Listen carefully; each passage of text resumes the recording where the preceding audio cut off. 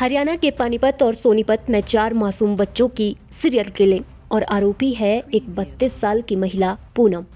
एक ऐसी psycho killer जिसकी कहानी सुनकर रूह कांप उठती है। पानीपत पुलिस के मुताबिक पूनम ने पूछताछ में कबूल किया है कि उसे सुंदर बच्चों से नफरत थी, खासकर लड़कियों से।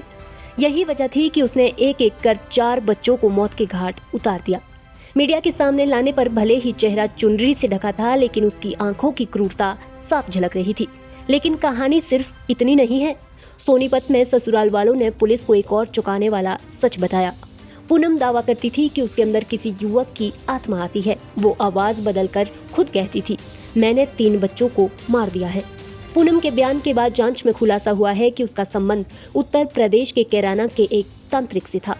पुलिस का कहना है कि पूनम ने साल 2023 में बच्चों की हत्या करना शुरू कर दिया। सोनीपत के गांव भावड़ में उसने सबसे पहले अपने ही 3 साल के बेटे शुभम को घर की पानी की टंकी में डुबोकर मार दिया।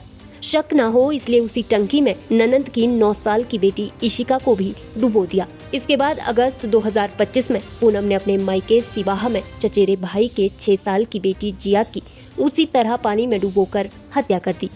परिजनों को कुछ शक तो हुआ, लेकिन घर वालों ने इसे हादसा समझकर टाल दिया और 1 दिसंबर 2025 नौथा गांव में शादी समारोह के दौरान उसने चौथी हत्या को अंजाम दिया। 6 साल की विधि जब छत पर जा रही थी तो पूनम उसके पीछे गई और स्टोर रूम के बाहर पानी से भरे टब में उसकी गर्दन डुबो दी।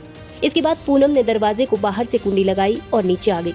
जब परिवार ने बच्ची को ढूंढना शुरू किया तो टब में उसकी लाश मिली। सिर पानी में था और पैर जमीन पर टिके हुए थे।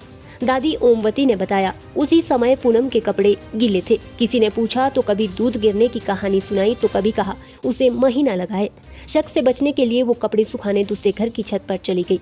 परिवार को उसकी हरकतें पहले से अजीब लगती थी। वो अक्सर अकेले कमरे में रहती, बच्चों को किसी और के पास नहीं जाने देती, लेकिन किसी ने उसकी मानसिक विकृति को इतना खतरनाक नहीं समझा था।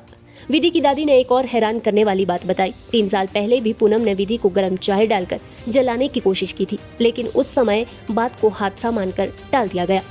गिरफ्तार होने के बाद पूनम ने चारों हत्याओं का पूरा खुलासा कर दिया। सुंदर बच्चों से नफरत, तांत्रिक का असर और मानसिक विकार, इन सब ने मिलकर उसे एक सीरियल किलर बना दिया।